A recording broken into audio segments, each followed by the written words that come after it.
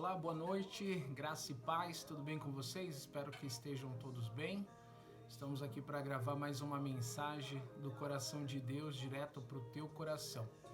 Nós vamos continuar com o tema É melhor obedecer do que sacrificar. E hoje o texto está no Evangelho de João, capítulo 2.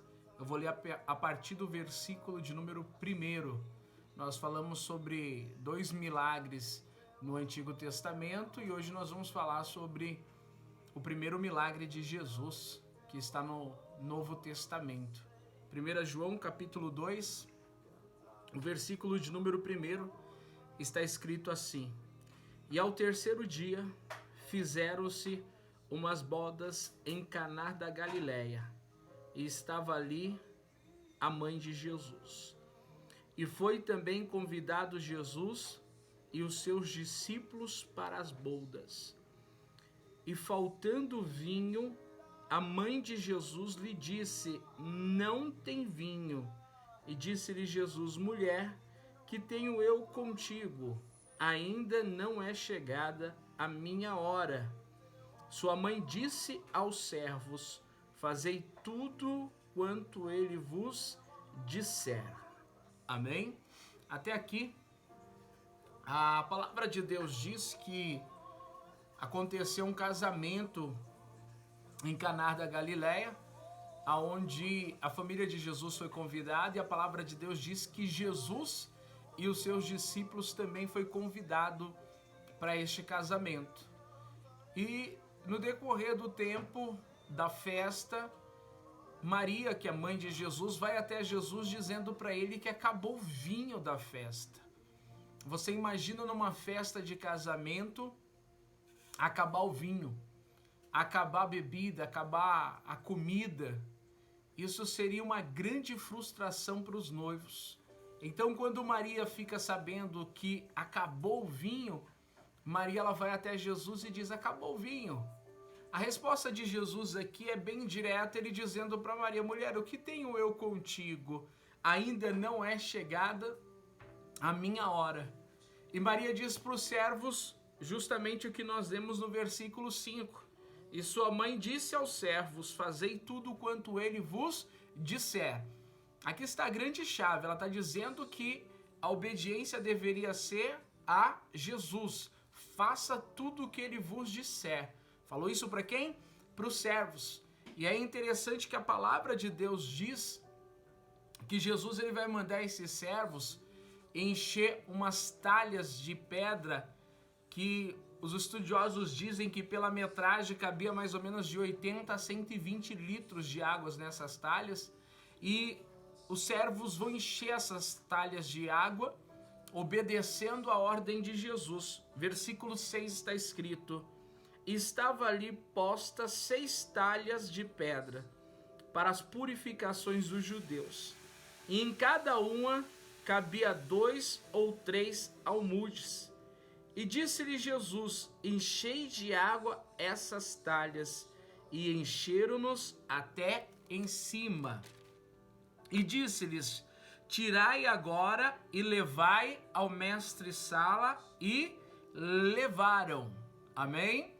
Preste atenção numa coisa. Jesus ele dá uma ordem dizendo para os servos: enche essas talhas de água. Os servos, sem questionar, obedecendo, eles enchem as talhas de água. Aí quando tá tudo cheio, aí Jesus pega e diz o quê? Tirai agora e levai ao mestre-sala. E levaram. É interessante, amados, nós paramos para meditar em algumas coisas importantes. Lembra da viúva? Ela faz tudo sem questionar. Naamã já é diferente. Naamã, ele questiona a ordem do profeta que estava vindo sendo direcionada por Deus. E os servos de Naamã vai justamente ensinar Naamã que ele teria que ser servo para viver o milagre. Aqui é interessante Maria dizendo para o servo: fazer tudo o que eles vos disser. E é interessante que a ordem de Jesus, ela é obedecida. Jesus diz: enche as talhas de água. Eles encheram. Jesus diz: tira e leva ao mestre-sala. E levaram. E é interessante a gente parar aqui também para pensar: quem era o mestre-sala? Normalmente o mestre-sala num casamento de judeus seria uma pessoa ilustre, uma pessoa ali reconhecida, uma pessoa de autoridade no meio do povo, uma pessoa que deveria ser honrada. Então Jesus está mandando levar água, porque até agora colocaram água, para servir o ilustre, ou seja, a pessoa mais ilustre daquele casamento, aquela pessoa que deveria ser mais honrada.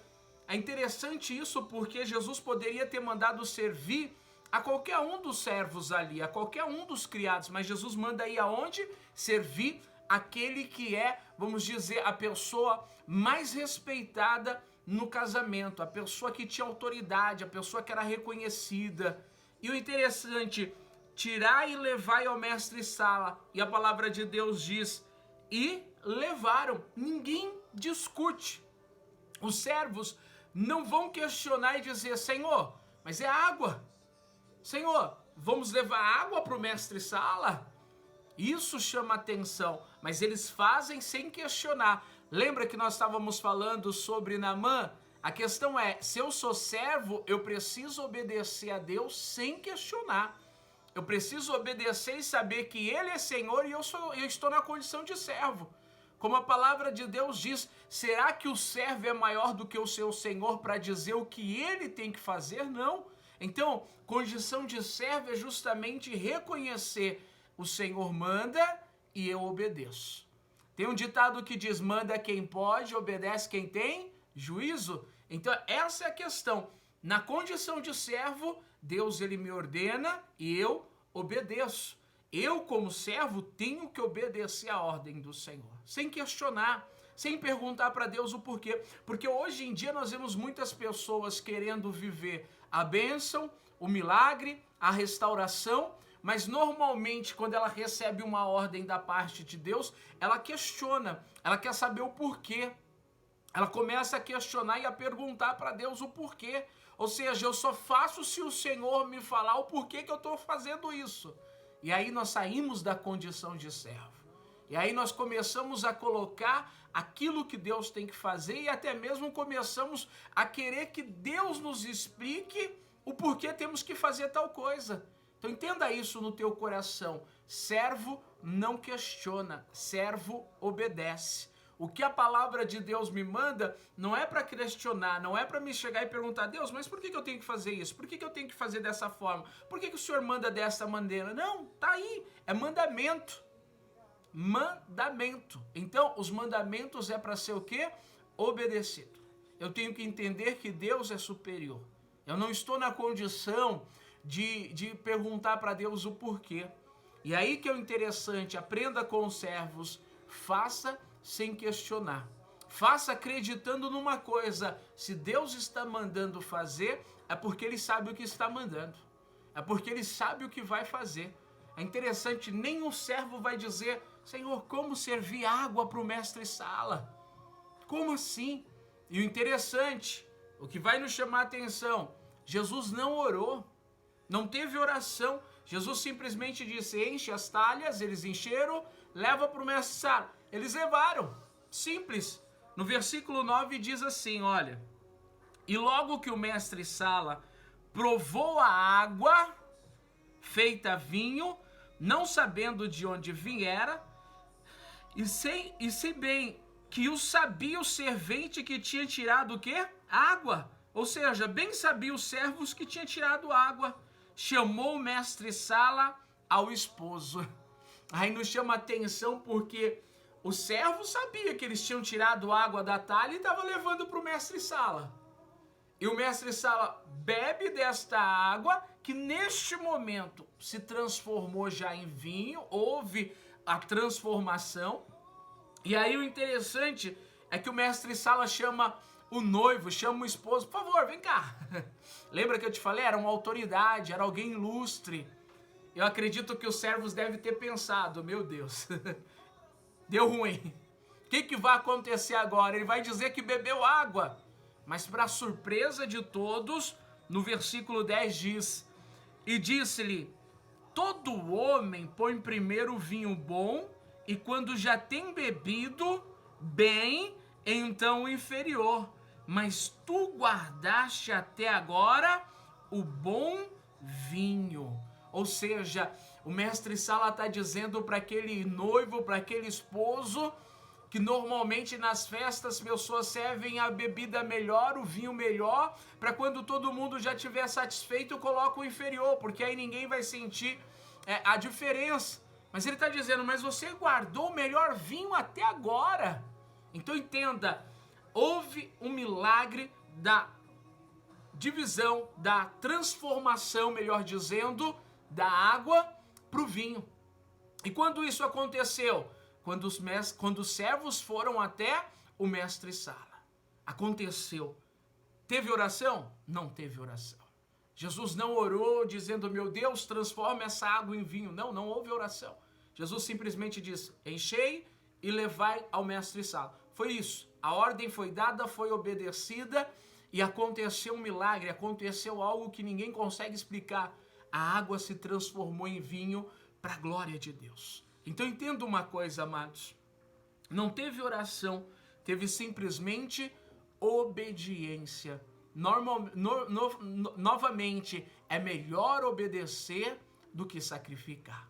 Obedecer e viver um milagre. É interessante que você vê muitos textos dentro da palavra de Deus onde pessoas não oraram, não pediram, e Jesus também não orou e recebeu. A mulher de fluxo de sangue, ela só mentalizou, ela pensou consigo mesmo, eu vou tocar nas vestes do Senhor e vou ser curada. Ela tocou e foi curada, não teve oração.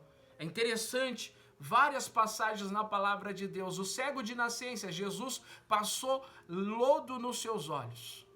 Jesus disse, vai e se lava no tanque de Siloé do enviado, e ele foi, lavou e voltou a ver. Não teve oração. Então entenda isso. Existem coisas que é simplesmente a obediência.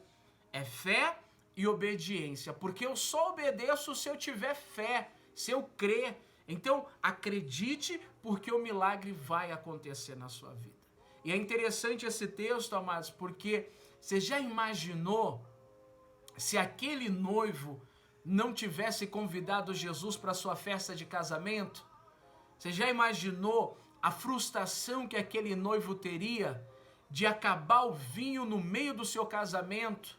O casamento dele já ia ser um casamento frustrado, porque o comentário seria, fulano de tal casou e acabou o vinho. Você já imaginou isso? E eu quero te dizer uma coisa, quantas das vezes nós temos áreas das nossas vidas que é frustradas?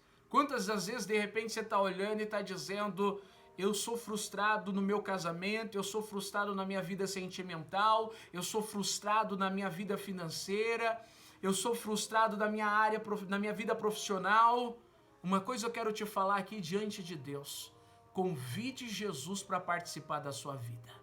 Aquele homem convidou Jesus para o seu casamento e por isso o seu casamento não foi frustrado. Pelo contrário, o seu casamento é conhecido até hoje porque Jesus fez o seu primeiro milagre no casamento deste homem. Transformou a água em vinho. Eu te digo isso, você que está me ouvindo nessa noite, convide Jesus para entrar na tua casa, convida Jesus para entrar na tua vida, nos teus sentimentos, no teu coração, porque eu tenho certeza de uma coisa, nunca mais você vai ter a sua vida frustrada.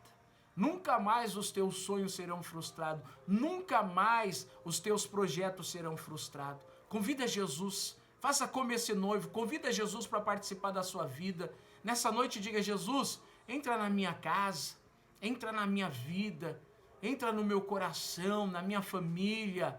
Entra no meu casamento. Peça, convida Ele. Fala, Senhor, Tu és bem-vindo aqui. Tu és bem-vindo.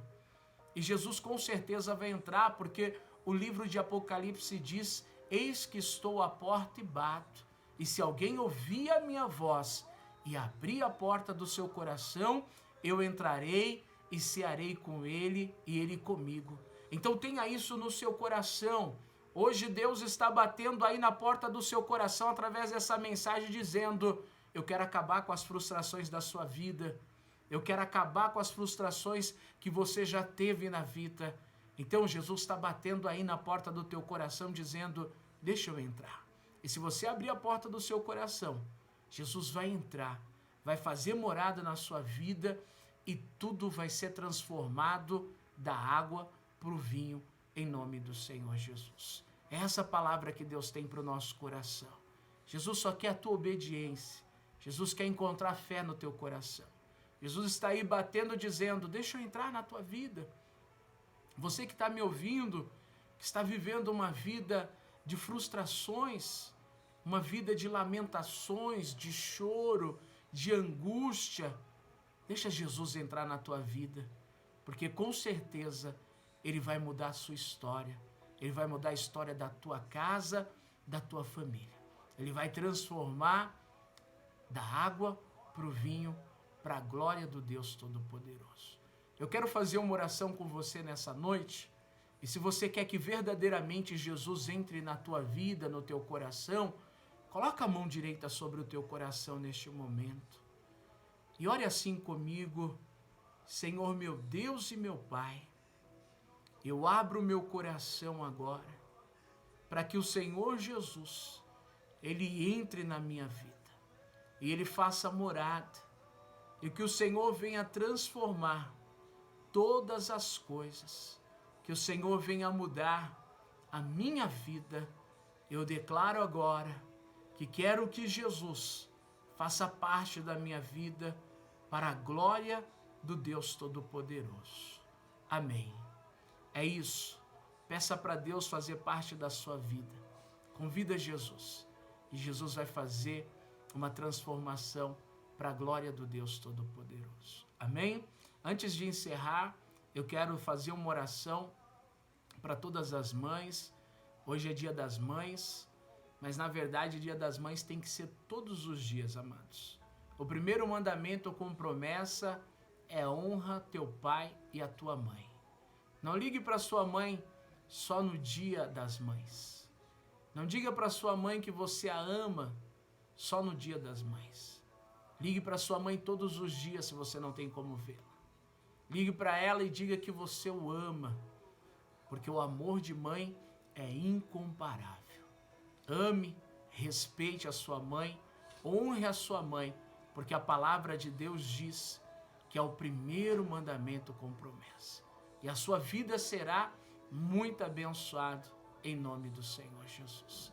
Sabemos que neste momento de quarentena, nesse momento de isolamento social, muitos não puderam abraçar sua mãe.